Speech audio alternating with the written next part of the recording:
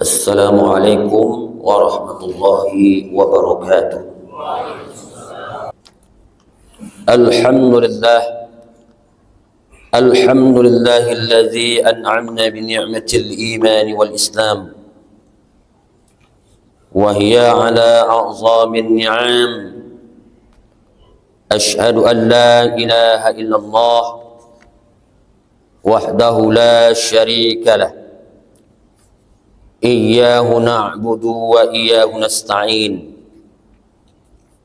Wa ashhadu anna Muhammadan 'abduhu wa rasuluh al-mab'usu rahmatan lil 'alamin. Allahumma shalli wa sallim wa barik ala Muhammadin wa ala alihi wa ashabihi wa man tabi'ahum bi ihsanin ila yaumiddin. Amma ba'du. Faya ayuhan nas, usikum wa nafsi bittaqwallah, faqad fazal muttaqun.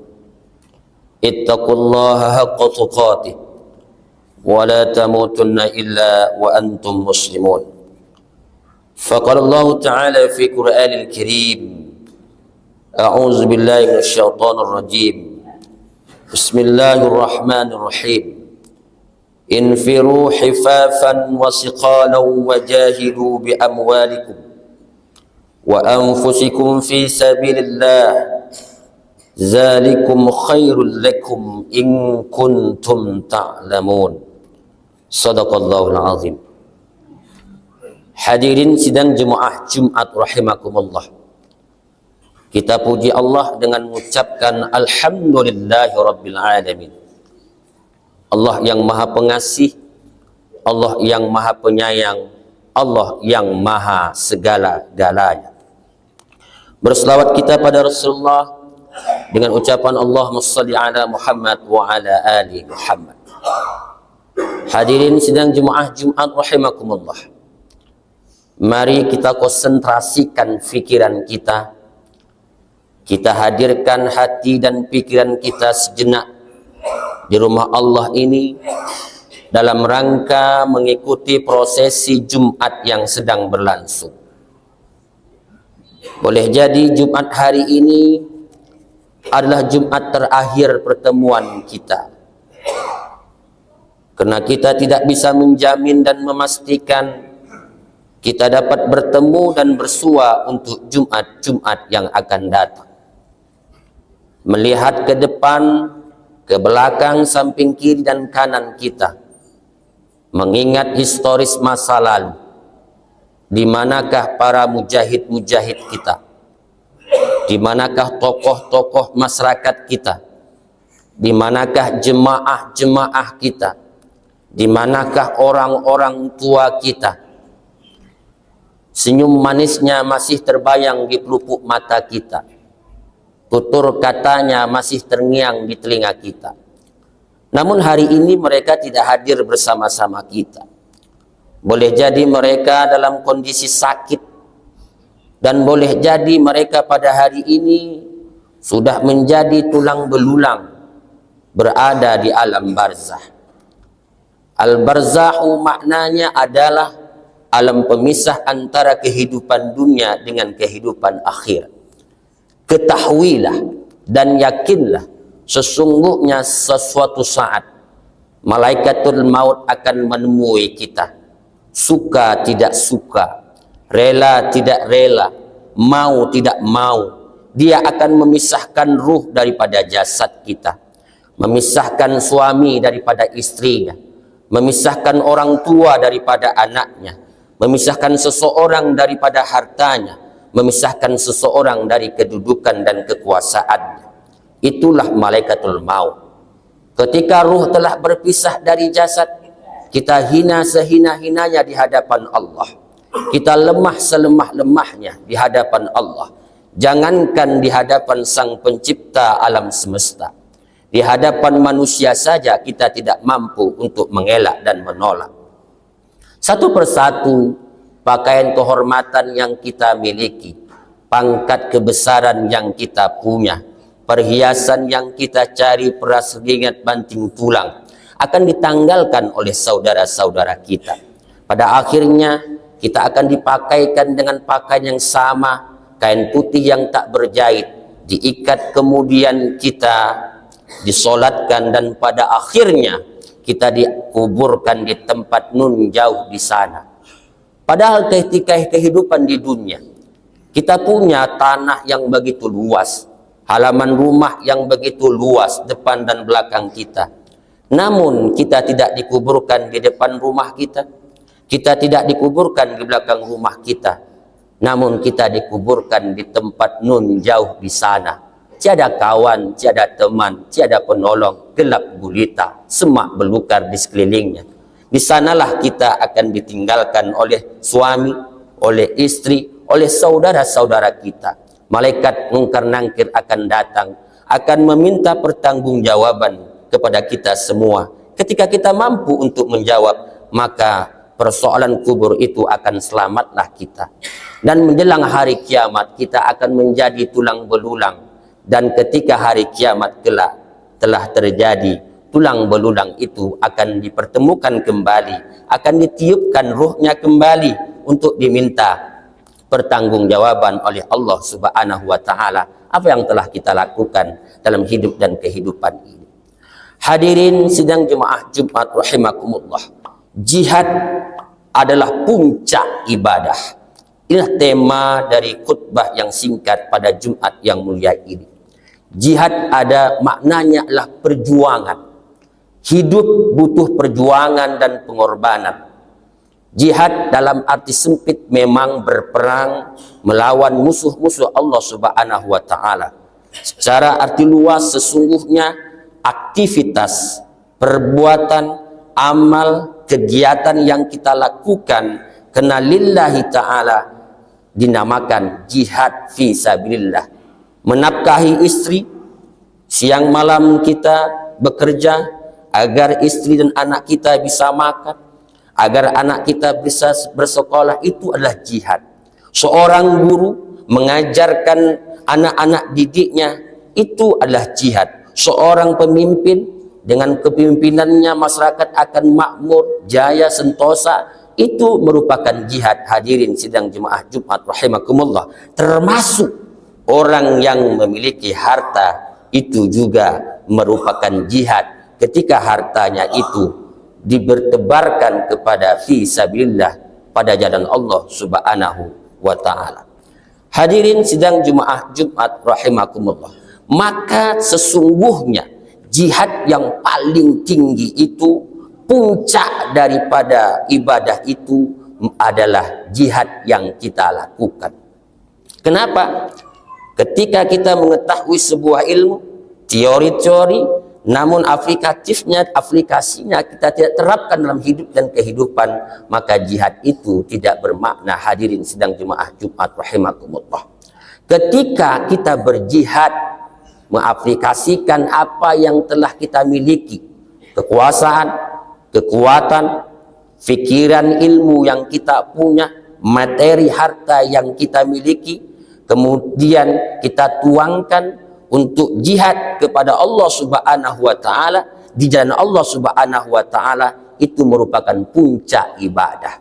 Maka ibadah itu memang bukan hanya sholat, ibadah itu bukan hanya zakat, ibadah itu bukan hanya baca Al-Quran. Seluruhnya ketika kita kerahkan tenaga, pikiran, harta yang kita punya fi sabilillah, itu merupakan jihad di jalan Allah dan merupakan puncak ibadah.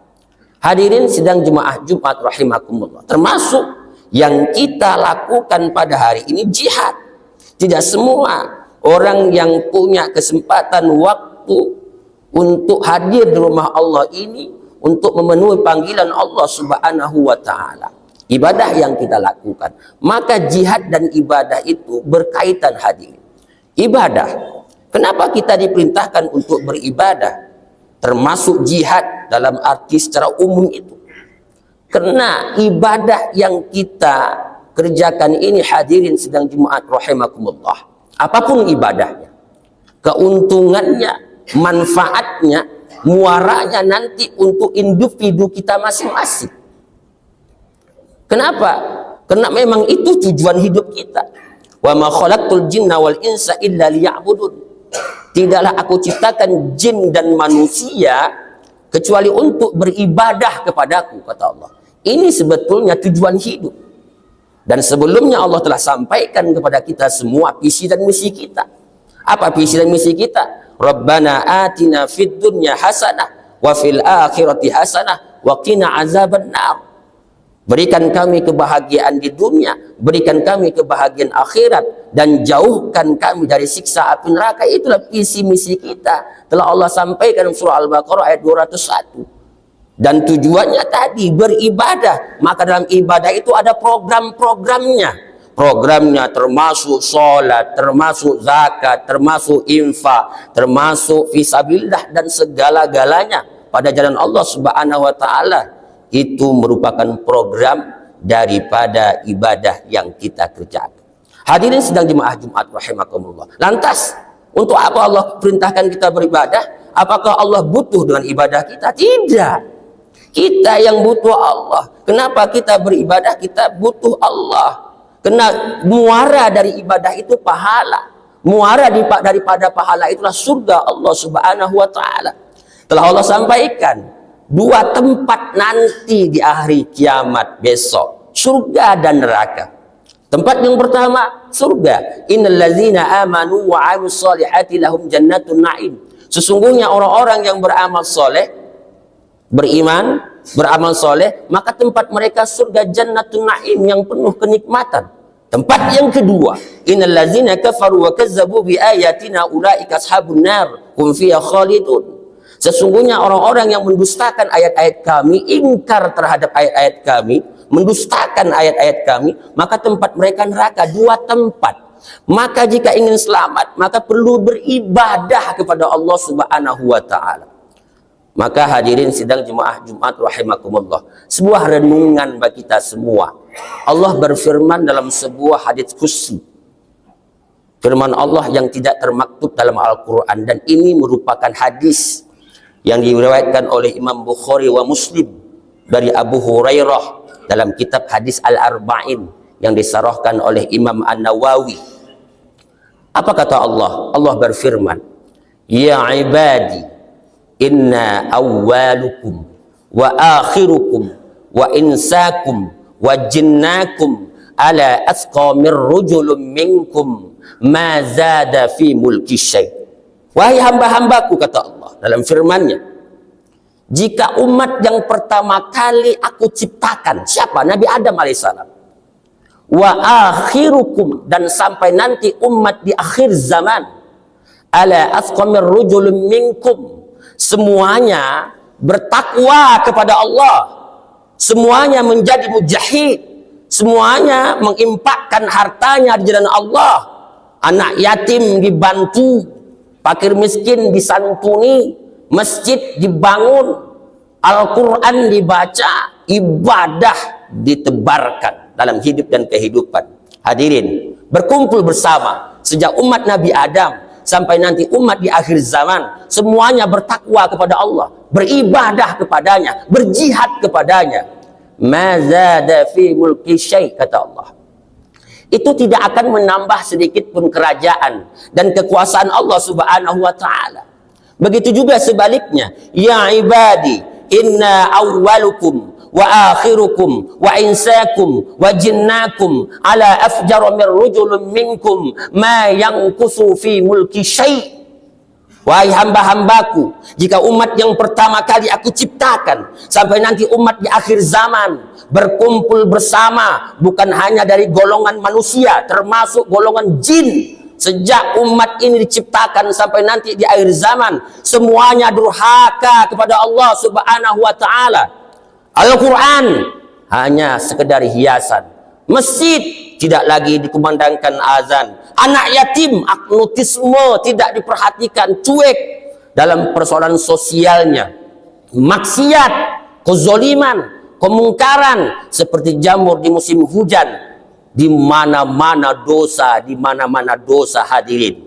Maka kata Allah, ma yanqusu fi mulki syai', itu pun tidak akan mengurangi sedikit pun jika kita tidak berjihad jika kita tidak beribadah, maka tidak akan mengurangi sedikit pun kerajaan dan kekayaan Allah Subhanahu wa ta'ala. Maka muara daripada jihad, muara daripada ibadah kita, manfaatnya adalah untuk kita, bukanlah untuk kita. Hari ini sedang jemaah Jumat rahimakumullah. Kenapa dalam hidup dan kehidupan ini kita resah? Kenapa dalam hidup dan kehidupan ini kita gelisah? Kenapa dalam hidup dan kehidupan ini jauh daripada ketentraman? Punya istri yang tidak patuh kepada suaminya, punya suami yang tak bertanggung jawab kepada istri dan anak-anaknya, punya penguasa yang zalim kepada rakyatnya, punya rakyat yang sering mendemonstrasi pimpinannya, di mobil mewah tak betah dalam mobil itu, di rumah megah gelisah dalam rumah itu, dengan tetangga tidak berbaikan, dengan saudara gunting dalam lipatan. Hadirin sidang jemaah Jumat rahimakumullah, dihantui kegelisahan. Kenapa? Karena kita melupakan Allah Subhanahu wa ta'ala, melupakan perintah-perintah Allah Subhanahu wa ta'ala, melupakan peringatan Allah Subhanahu wa ta'ala. Mari sama-sama kita renungkan firman Allah, jawaban daripada kegelisahan itu. Kita dihantui kegelisahan, dijauhkan daripada ketentraman. Dalam surah Toha ayat 174 Allah berfirman, "Wa man a'radu 'an dzikri fa inna lahu ma'isyatan dhanka wa nahsyuruhu yaumal qiyamati a'ma." Siapa yang berpaling daripada mengingatku, perintah Allah diabaikan, tidak dilaksanakan, maka Allah melupakan kita. Dan ketika Allah melupakan kita, Allah berikan kehidupan yang sempit di dunia ini. Terjawab sudah. Kenapa sempit? Melupakan Allah, melupakan ibadah kepada Allah Subhanahu wa ta'ala. Wa nahsyuruhu yaumal qiyamati a'ma. Besok di hari kiamat kita dibangkitkan oleh Allah dalam keadaan buta.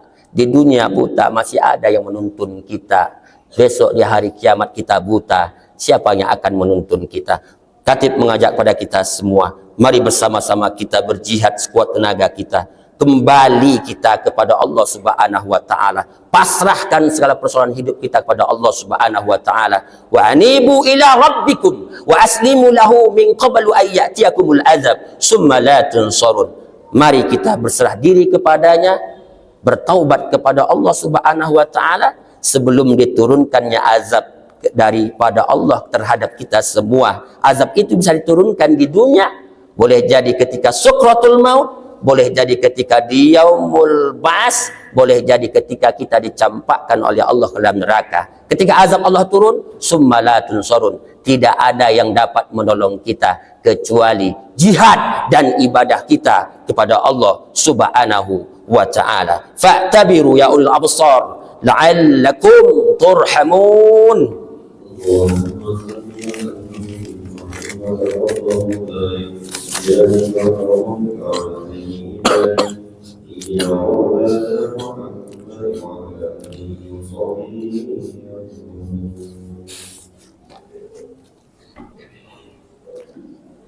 Alhamdulillah alladzi nahmadu wa nasta'inu wa nastaghfiruh wa na'udzu billahi min shururi anfusina wa min sayyiati a'malina man yahdihillahu fala mudilla lahu wa man yudlilhu fala hadiya lahu. Asyhadu an la ilaha illallah wahdahu la syarika lahu iyyahu na'budu wa iyyahu nasta'in wa asyhadu anna Muhammadan 'abduhu wa rasuluh al-mab'uts rahmatan lil 'alamin. Allahumma shalli wa sallim wa barik ala Muhammadin wa ala alihi wa ashabihi wa man tabi'ahum bi ihsan ila yaumiddin. Amma ba'du, fa ya ayuhan nas ittaqullaha haqqa tuqatih wa la tamutunna illa wa antum muslimun.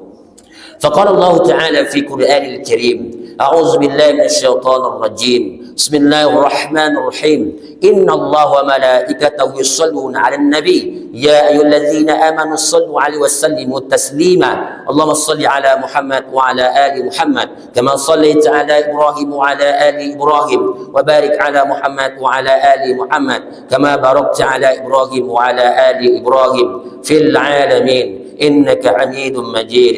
اللهم اغفر للمسلمين والمسلمات والمؤمنين والمؤمنات الأحياء منهم والأموات برحمتك يا أرحم الراحمين. اللهم احتمنا بالإسلام واحتمنا بالإيمان واحتمنا بالإحسان واحتمنا بالاستقامة واحتمنا بحسن الخاتمة. ربنا آتنا في الدنيا حسنة وفي الآخرة حسنة وقنا عذاب النار. عباد الله، إن الله يأمر بالعدل والإحسان وإيتاء ذي القربى وينهى عن الفحشاء والمنكر والبغي يعظكم لعلكم تذكرون. ولذكر الله أكبر. إقام الصلاة.